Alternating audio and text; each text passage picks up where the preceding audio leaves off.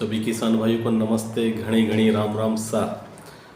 किसान भाइयों, आज के हमारे इस वीडियो के माध्यम से हम आप सभी को जानकारी देना चाहेंगे कि गर्मी के समय पर हरी खाद किस तरीके से तैयार की जाती है और हरी खाद तैयार करना क्यों ज़रूरी होते हैं और इसके क्या क्या फ़ायदे हमें मिलते हैं।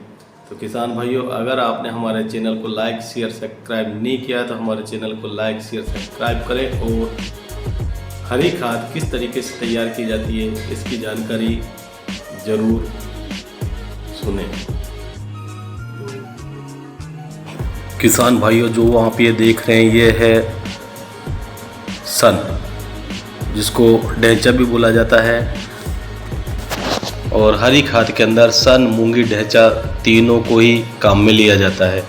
किसान भाइयों, जैसे ही आप गेहूं की कटाई करते हो, कटाई करने के तुरंत बाद आप अपने खेतों के अंदर सन, मूंगी, ढैंचा की बुआई कर दें। और बुआई करने के बाद में जब ये 3 से 4 फीट का हो जाता है तो हैरो कल्टीवेटर के माध्यम से इसकी इस तरह से कटाई करें,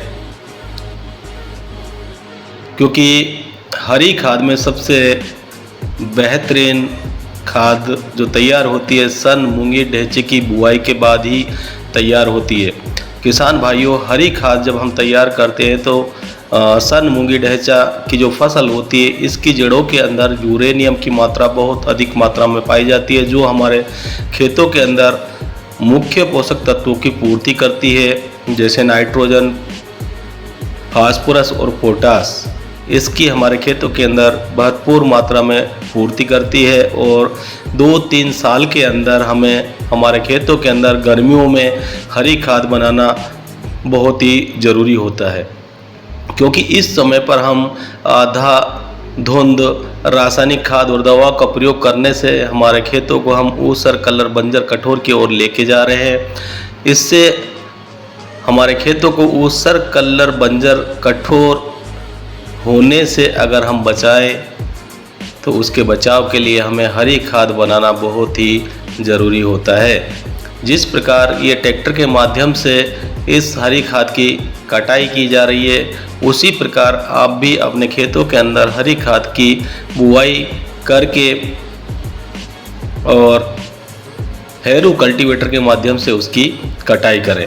जैसे ही किसान भाइयों हम इस फसल की कटाई करते हैं, उसके बाद में कुछ दिन बाद, यानी कि 2-5 दिन बाद में जब ये फसल है जो सूख जाए, अगर बारिश हो जाती है सही समय पर तो ठीक है, नहीं तो हमारे खेतों के अंदर हमें ऊपर से पानी पिलाना अनिवार्य होता है। क्योंकि किसान भाइयों, ये जो खाद, ये जो फसल होती है, जब हम खेत के अंदर इसकी कटाई कर देते हैं तो ये पूरी तरीके से मिट्टी में मिल जाती है और इसके ऊपर जब हम पानी डालते हैं तो ये पूरी तरीके से सड़ गल करके तैयार हो जाती है। और इसके लिए हमारे खेतों के अंदर पानी हमें भरपूर मात्रा में, पर्याप्त मात्रा में देना होता है। हालांकि बारिश के समय पर बारिश शुरू हो जाती है तो पानी देने की आवश्यकता भी नहीं पड़ती है, और अगर सही समय पर बारिश नहीं होती है तो आप अपने खेत के अंदर पानी ऊपर से ज़रूर दें। इसके बाद में अपने खेतों की 2 बार हकाई करें और हकाई करने के बाद में आप अपने जो भी अगली जो फसल लगा रहे हैं उस फसल के अंदर ट्राइकोडर्मा के द्वारा बीज उपचारित करें और अपने खेत के अंदर 1 बीघे में 1 किलो से लेकर के 3 किलो ट्राइकोडर्मा ज़रूर डालें, ताकि अगली जो फसल आप जो बुआई करोगे उसके अंदर आपको फंगिसाइड तथा दीमक का प्रकोप खेतों के अंदर नज़र नहीं आएगा।